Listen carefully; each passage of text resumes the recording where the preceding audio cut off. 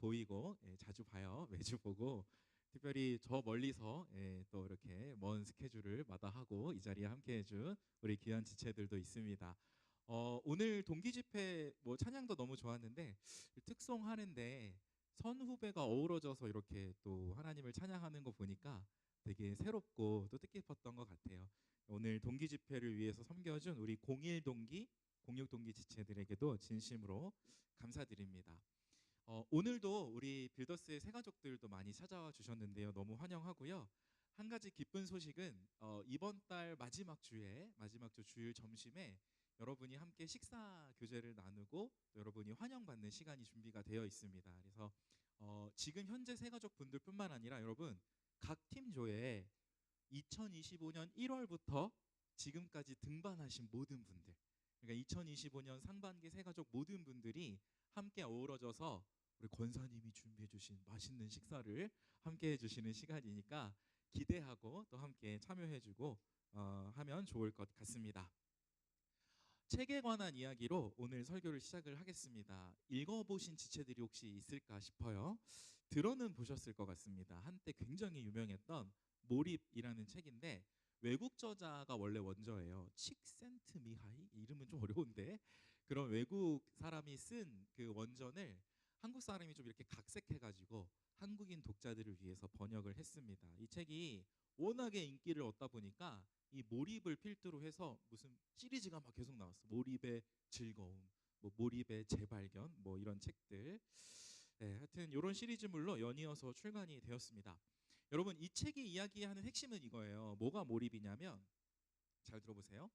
내가 원하는 어떤 목표가 생기잖아요. 그러면 그 목표에 깊게 집중을 해서 기타 다른 요소들, 예를 들면 뭐 나를 둘러싼 시간의 흐름이라든지 또 내 주변에 뭐 내가 처한 공간과 만나는 사람이라든지 이런 것들은 다 잊어버리는 겁니다. 심지어는 자기 자신에 대한 생각마저도 잡념으로 생각해서 흘려보내고 내가 목표한 바와 완전한 일치감을 이루는 상태, 그런 마음 상태를 이 책은 몰입이라고 이야기를 해요. 이런 거죠. 나 스스로의 필요에 몰입해라. 그러면 행복할 것이다. 나의 마음과 내 생각 안에서 스스로 통제 가능한 영역을 딱 설정해서 거기에 최대한 집중해라. 그것이 인생을 사는 지혜다. 요즘 현대인들에게 어필하는 세속 심리학자들의 주장이 대강 이런 식입니다. 그런데 여러분 한번 생각해 보길 원해요. 정말 그렇습니까? 우리가 이 세상에서 누리는 기쁨과 행복이 정말 이렇게 좁디 좁은 인생관 안에서 다 누릴 수 있는 걸까요? 물론 어느 정도 우리 인생에 도움이 되는 조언인 것 같습니다. 무슨 일이든 집중해서 잡념을 비워내고 성취감을 누리는 것이 우리 인생에 어느 정도 또 기쁨을 주는 요소인 것은 분명한 것 같아요. 그러나 여러분, 그러나 이것이 과연 우리에게 진짜로 근본적인 기쁨을 주는 것일까? 이 부분은 한번 우리가 깊이 생각을 해봐야 되겠습니다. 다른 사람들 혹은 나라는 존재 영역 바깥에 있는 모든 것에 눈과 귀를 닫고 나 한 사람에게 몰두하는 것이, 다시 말하면 나 자신의 필요와 내 마음의 원함 한 가지에 몰입하는 것이 진짜 우리 인생에 참 만족을 주는 것일까? 저는 단언컨대 이런 인생관에서는 잠깐의 기쁨을 있을 수 있을지언정 하나님이 주시려는 참 기쁨과 참 행복은 누리지 못한다고 단언합니다.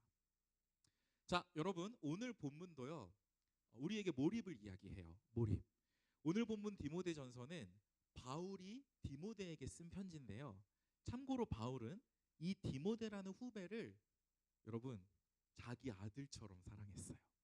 디모데를 너무 아끼고 사랑한 나머지 자기의 아들과 같이 너무나 소중히 대했습니다. 그래서 이 편지를 읽다 보면요 여러분, 편지 곳곳에 이 디모데를 사랑하고 아끼고 조언을 정말 인생의 참 조언을 담아서 전해주고 싶은 그런 바울의 마음이 이 편지 곳곳에 서려 있습니다. 그래서 우리가 이 바울의 가르침에 오늘 귀를 잘 기울여 보면은 디모데가 누렸던 그 유익, 그리고 바울로부터 정말 사랑하는 마음 가운데 전해오는 인생의 참 지혜를 저와 여러분도 받아 누릴 수가 있는 거죠. 자, 오늘 본문의 15절을 함께 같이 한번 읽어보겠습니다. 함께 합독해 볼게요. 시작. 이 모든 일에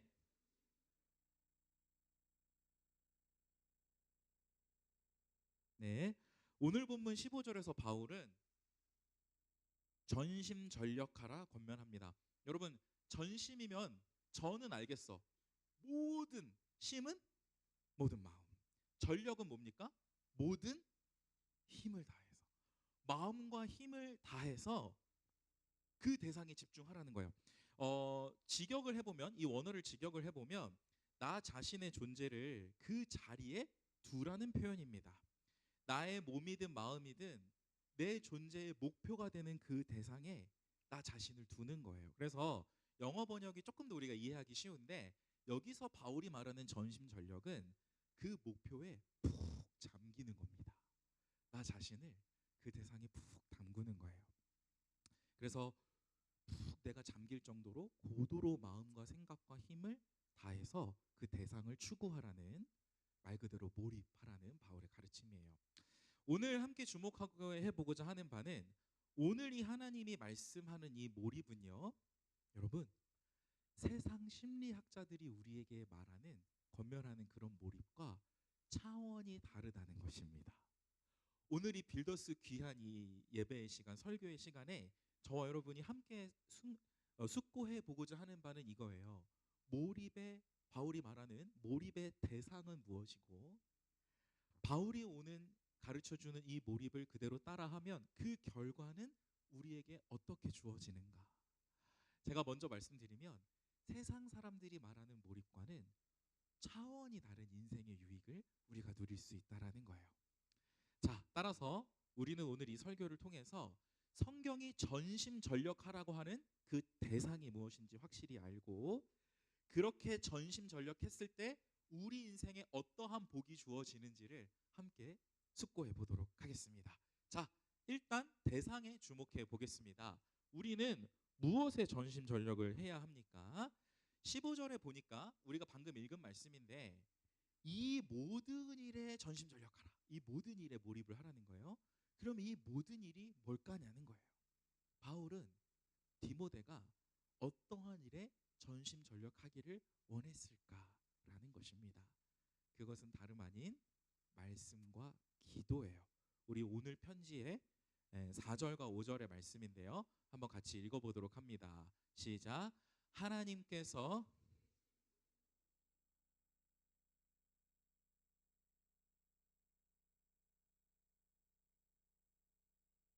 그렇습니다. 말씀과 기도라는 것에 전심전력할 때, 그때 비로소 우리는 하나님이 지으신 이 세상의 모든 것을 나를 위한 것으로 버릴 것 없이 선하게 아름답게 누릴 수 있다라는 말씀입니다. 여러분, 제가 목회자로 사역하면서 특별히 이제 청년 사역을 이제 해보면서 꽤나 많은 연애하는 커플을 봐왔고요. 또 그 가운데 또 나이가 좀 차니까 결혼하는 커플들도 꽤 많이 만났어요. 뭐 지금 충현에서도 그러고 있죠. 우리 청년 이브에 신혼가정 보러 가는 우리 지체들 꽤 있습니다. 여러분, 이제 이런 커플들을 제가 이렇게 지켜보니까 처음에는 다 똑같이 시작해요. 똑같은 설렘. 뭡니까? 우리 오빠가 누가 뭐래도 제일 잘생겼다라는 마음으로 시작을 하죠. 상대도 마찬가지예요. 여자친구가 원하는 거 내가 무조건 다 해주겠다. 뭐든 내가 못할 게 없이 다 해주리라. 이렇게 시작을 합니다. 네, 시작은요. 그런데 여러분, 결과가 많이 달라요. 왜 이렇게 결과가 다를까요? 커플마다 똑같은 설렘으로 하는데 훗날 판이하게 다른 결과를 마주하는 사람들을 맞닥뜨리는 거예요. 오래 연애하고 또 개중에는 결혼도 하고, 결혼 이후에도 어떤 커플들은 참 하나님 은혜를 풍성하게 누리며 살아갑니다. 근데 또 어떤 커플들은 우여곡절 끝에 결혼 예배까지 드렸음에도 불구하고 싸우고 싸우다가 막 자포자기하는 모습. 차마 믿는 가정이니까 이혼을 하기는 어려운데 그 안에서 막 단념하고 이 너무나 복잡하게 실타래처럼 얽혀있는 이 문제들을 풀기조차 너무 엄두가 나지 않는 모습들을 주변에서 보게 돼요. 오늘 바울이 여러분 이 말씀으로 저와 여러분에게 강조하는 거예요. 말씀과 기도, 즉 하나님의 뜻을 알고 순종하는 노력이 정말 그 관계 가운데 있는가? 라고 물어보는 겁니다. 내 이성 친구 혹은 내 배우자가 하나님이 주신 선물임을 진짜 내가 믿는다면, 그렇다면 그 관계 속에서 매일 말씀과 기도로 그 관계가 거룩해지려는 노력을 하고 있는가? 바울이 우리에게 반문하는 거예요. 내 욕심을 채우는데 몰입이 되어 있는 세상 사람들과 같다면 여러분, 결과는 뻔합니다. 어떻게 될까요? 작은 일로 상대방에게 서운해. 내 뜻대로 안 되면 이 말로 상처 주고 행동으로 상처 주기 시작합니다. 왜? 내 마음을 막 풀어야 되겠거든. 또 그 다툼이 당사자들뿐만 아니라 주변 친구들과 선후배들까지 어려움에 처하게 하는 그런 미숙함 가운데 우리가 머물고 있지는 않은지 바울이 우리에게 물어보는 거예요. 자, 여러분, 오늘 5절 말씀을 다시 보십시오. 5절 말씀에 의하면 우리의 연애는, 그리고 우리의 결혼은 분명히 거룩해질 수 있어요. 무엇으로요? 말씀과 기도로요.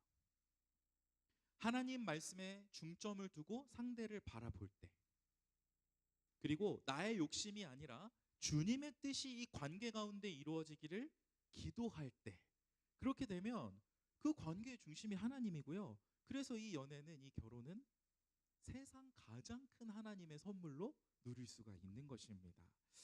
사랑하는 빌더스 여러분, 연애 결혼뿐만 아니라요, 청년들이 마주하는 인생의 모든 이슈가 마찬가지입니다. 사실 믿음의 눈을 들어서 우리 주변을 보잖아요. 그러면 하나님이 선물로 주신 우리 인생에 너무나 많은 요소들이 있어요. 그냥 건조하게 바라보면 아무것도 아닌 것 같은데, 우리의 일상 가운데, 저와 여러분의 이 청년의 때의 삶 가운데 하나님이 누리라고 주신 선물들이 믿음의 눈으로 보면 너무나 많아요. 그래서 여러분, 우리가 말씀과 기도 가운데 일상에 만나는 작은 것이라도 하나님으로부터 온 선물임을 믿고 감사할 줄 알고, 또 그 선물을 하나님 주신 목적대로 사용할 줄 알면 이 진짜 지혜로운 인생이 되는 겁니다. 그리고 그런 지혜로운 인생 가운데 하나님이 주시는 참 기쁨과 평안과 감사가 있어요. 그것을 가능케 해주는 영적인 필터가 뭐라고요, 여러분? 바로 말씀과 기도예요. 자, 이제 13절에서는 이 말씀과 기도를 어떤 방식으로 몰입해야 되는가 추가적으로 설명하고 있습니다. 그렇다면 우리는 이 말씀과 기도에 어떻게 구체적으로 전심전력할 것인가? 13절 다 같이 한번 읽습니다. 시작. 내가 내가 이룰 때까지 있는 것과 권하는 것과 가르치는 것에 전념하라. 전념하는데, 그 전념하는 방법이 뭐냐면 말씀을 읽는 거고요. 또 그 말씀과 기도를 공동체 가운데 서로 전하는 거예요. 격려하면서 권하는 거예요. 마지막으로 가르치는 것. 제가 어제 베이직 훈련하면서도, 자, 우리 앞으로 리더가 되실 분들, 여러분 GBS를 어떻게 인도해야 됩니까? 절대 가르치는 자세로 하지 마십시오라고 했습니다. 그게 아니라 나누는 것이죠. 우리 같은 또래들 안에서 가르치는 것이라고 번역되는 이것은 나누는 것이라고도 볼 수 있어요. 뭐냐면 내가 주중에 말씀과 기도로 살면서 하나님이 나에게 주신 은혜들을 함께 만난 이 공동체 안에서 진짜 나누는 거. 내가 좋았던 거 간증하고, 어려웠던 마음 또 오픈하고, 그 가운데 격려와 사랑을, 기도를 주고받는 것이죠. 여러분, 질문 드립니다. 우리 최고 선배인 공공동기 분들이 한번 대답해 주시면 감사하겠어요. 읽고 권하고 가르치는 거, 말씀과 기도를, 여러분, 이 3종 세트를 한 번에 누릴 수 있는 곳이 있습니다. 어디입니까? 무슨 시간입니까? 예? 어디요? 예준 형제님, 이 말씀을 읽고 말씀을 권하고 말씀을 서로 나눌 수 있는 보장된 공간이 있어요. 보장된 시간이 있어요. 언제입니까? GBS는 어떤 시간에 포함되어 있죠? 그렇습니다. 박수 한번 주십시오, 여러분. 역시 선배다워. 역시 선배는 저래야지. 네, 비우는 거 아니죠? 네.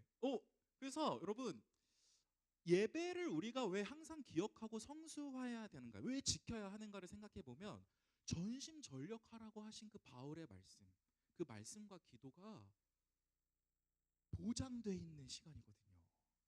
그래서 여러분 올 한 해 빌더스의 표어 기억나십니까? 예배, 인생 해야 되는데 오늘 동기 집회라서 사라졌지만 여러분이 대답해 주시겠어요? 예배는 인생 최고의 가치인 거예요. 전심전력해야 할 우리의 대상이고 그 어떤 일이 있어도 이 말씀을 읽고 권하고 서로 나눌 수 있는 이 기회는 우리가 결코 소홀히 해서는 안 되는 너무나 중요한 우리 인생의 가치라고 할 수 있어요. 여러분 많은 사람들이 저마다의 목표를 두고 어딘가에 전심전력하고 있습니다. 지금도 이 시간도요. 지난 연말에 목사님 제가 조장 지원을 해야 되나 말아야 되나 고민입니다라고 했던 어떤 지체와 상담을 했던 기억이 나요.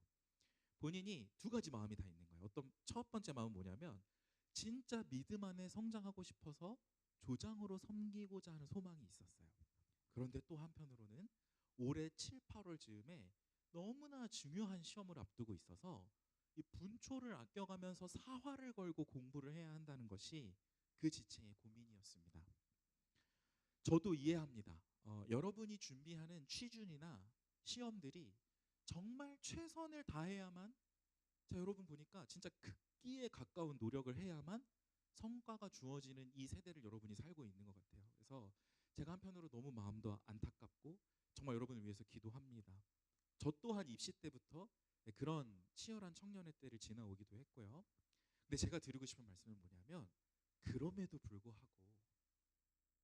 불구하고 우리가 이 주일 예배만큼은 우리 인생의 가장 중요한 우선순위여야 한다는 것을 여러분에게 다시 한번 권면하고 싶습니다.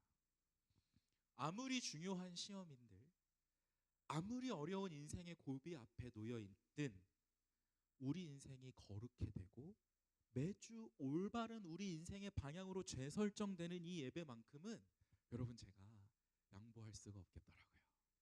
그래서 양보 없이 권면드립니다. 이 예배를 정말 소중히 여기시면 좋겠어요. 여러분 이쯤에서 서로 인사합시다. 우리 좌우 양옆에 동기끼리 한번 모였는데 손 한번 꼭 잡아주면서 이렇게 인사할게요. 우리 꼭 매주 만나 인사하겠습니다. 인사하세요. 앞뒤로도 사랑으로 바라보시면서 우리 꼭 매주 만나 인사하겠습니다. 네, 너무 보기 좋아요. 네, 감사합니다. 네, 이제 저를 봐주시면 돼요.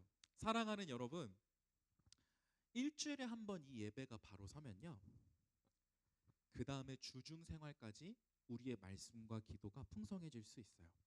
주일 예배뿐 아니라 매일 일상에서 스스로 통독하고 시간 정해서 기도하고 최근 베이지 훈련에서 제가 계속 강조하고 있습니다. 이미 들으셨던 분도 많이 계시죠?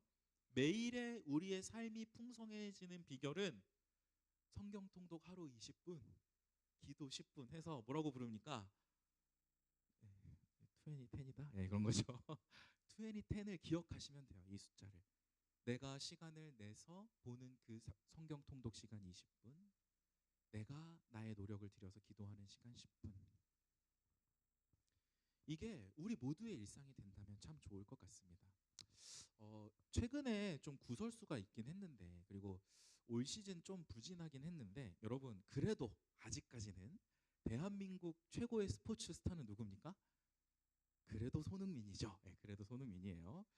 그래서 뭐 저도 축구 팬의 한 사람으로서 시즌 딱 한 번이었긴 했는데 여러분 영국 프리미어리그에서 득점왕을 비록 공동 수상이긴 했지만 득점왕을 했다라는 거는 이거는 대대로 칭송받아 마땅한 업적이라고 생각을 합니다. 대단한 선수예요. 작년이었나? 작년쯤이었던 것 같은데 토트넘이 내한을 해서 친선 경기를 가졌던 시간이 있었습니다. 그래서 제가 참 인상 깊었던 게 비시즌 경기인데 일단은 6만 명이 넘는 관중이 20분 만에 매진이 되었었고요. 손흥민 선수뿐만 아니라 모든 그 토트넘 선수들이 공항에서부터 정말 세계에서 다른 곳에서 찾아볼 수 없는 뜨거운 환대를 받았던 기억이 납니다. 저도 이 토트넘의 내한을 좀 이제 이렇게 유심히 좀 지켜보면서 가장 인상 깊었던 장면이 뭐였냐면 이 토트넘 선수들의 훈련 장면이었어요. 프리시즌이고 정식 경기도 아닌 약간 그 이벤트성 매치인데 훈련에 임하는 이 선수들의 표정이 그리고 자세가 흐트러짐이 없었습니다. 예를 들면 여러분 축구 경기장 가로로 엄청 길잖아요. 그래서 골대에서 골대까지 왕복을 해야 되는데 이게 보니까 그 룰이 있어. 속력이 떨어지면 안 돼. 처음부터 끝까지 일정한 속력으로 왕복을 하는 훈련을 계속 하고 있더라고요. 보니까 이게 얼마나 넓습니까, 여러분? 그래서 한 번 왔다 갔다 하면 막 그 프로 선수들인데도 혀가 막 나오고 막 바닥에 뒹굴어지는 거죠. 그러면 감독님이 또 이제 팔짱 끼고 빨리 일어서 다시 한번 뛰겠습니다 하고 또 갔다 오고. 이게 정말 진지하고 치열하고 심지어 강도가 높은 이 훈련을 이 비시즌에도 계속 하고 있구나. 이벤트 경기 앞서도 이렇게 하고 있구나라는 것을 보면서 참 신기했어요. 16절에서 이렇게 말해요. 전심전력을 이렇게 설명해요. 계속하라 이 일을. 상황과 환경은 다를 수 있지만 어디서든 집중하고 때로는 좀 지루하더라도 반복하고 꾸준히 성실하게 읽고 배우고 나누는 말씀. 여러분 이 예배의 자리를 잘 지키는 것은 물론이고요. 매일 일상에서 하나님 말씀을 읽고 그곳에서 시간을 내어 기도하고 거기서 받은 은혜를 다시 일주일에 한 번 이 예배의 자리, GBS 자리에서 함께 나누는 거.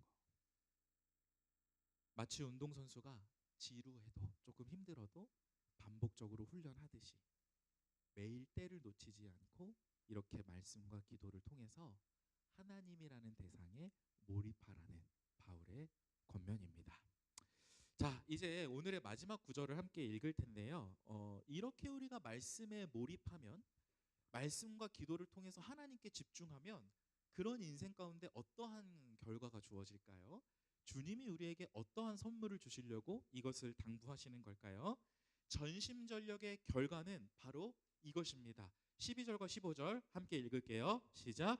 누구든지 내 연소함을 업신여기지 못하게 하고 오직 말과 행실과 사랑과 믿음과 정절에 있어서 믿는 자에게는 본되며 이 모든 일에 전심전력하여 너의 성숙함을 모든 사람에게 나타나게 하라. 아멘.